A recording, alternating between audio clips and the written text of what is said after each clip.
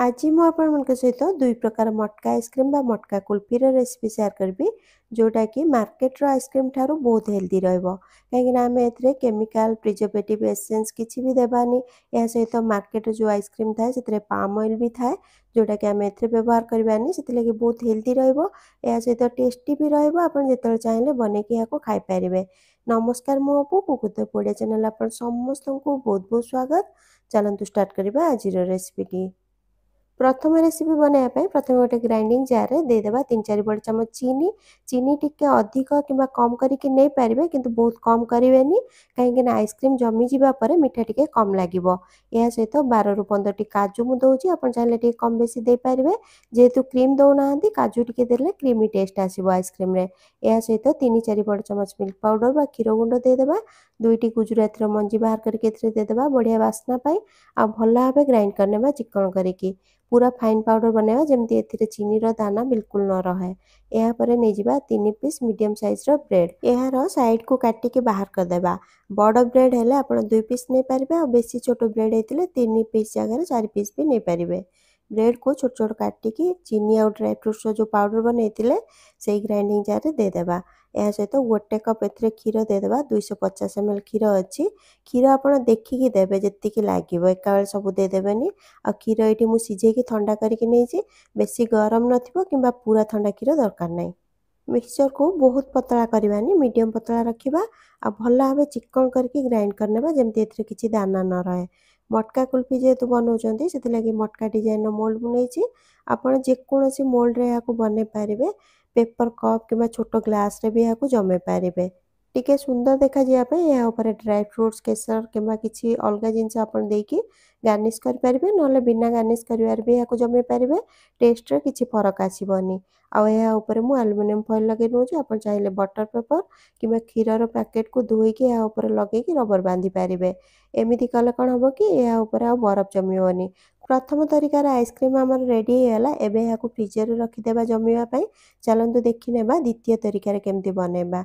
प्रथम गोटे grinding jar रे 5 बड़ चमच चीनी दे देबा चीनी आपण कम बेसी टिके करि पारिबे बहुत कम चीनी नेबेनी जेमिति कि मु कहितिली जमिवा परे मिठा कम लागिबो आ जदि आपण बहुत अधिक चीनी नेबे ताहाले भी बेले बेले जमी न थाए ठीक रे एडा भी ध्यान रखिबे।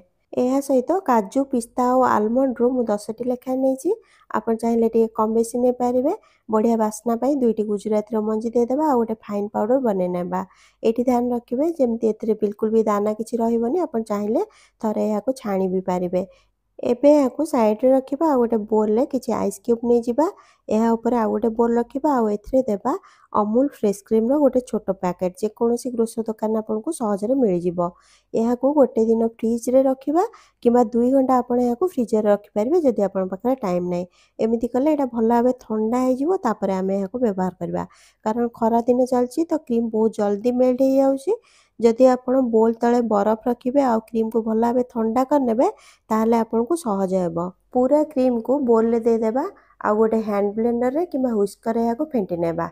हैंड ब्लेंडर रे जदि आपण फेंटीबे ताहले आपनकर बहुत जल्दी हे जिवो आ जदि हुस्कर रे एमति फेंटीबे 12 रु 15 मिनिट आपन को टाइम लागिवो।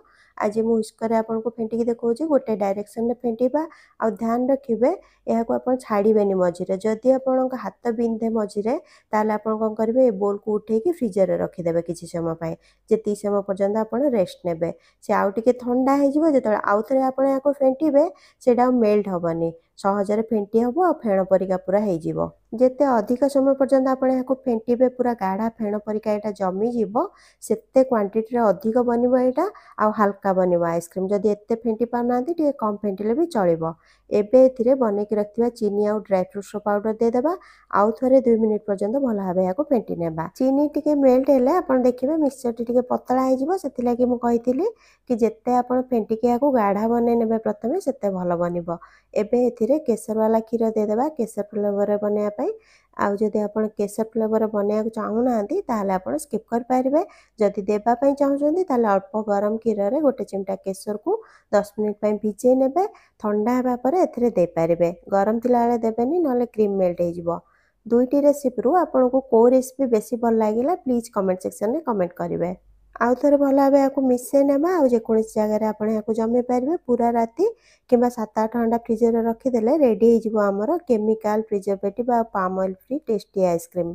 फ्रिज रू बाहर करबा परे 2-4 मिनिट बाहर रखिबे तापर स्कूप करेंगे ना बेसी टाण लगे कारण आम यहाँ बिना मेसिन और बिना व्हिपिंग क्रीम रे बनई। आज रेसिपीटी केमती लगे कमेंट सेक्शन में लिखा सहित लाइक शेयर और सब्सक्राइब करने भूलिए पुणी देखा गोटे नुआ रेसिपी से पर्यंत खुशी रुहतु हेल्दी रुहतु और सेफ रुहतु।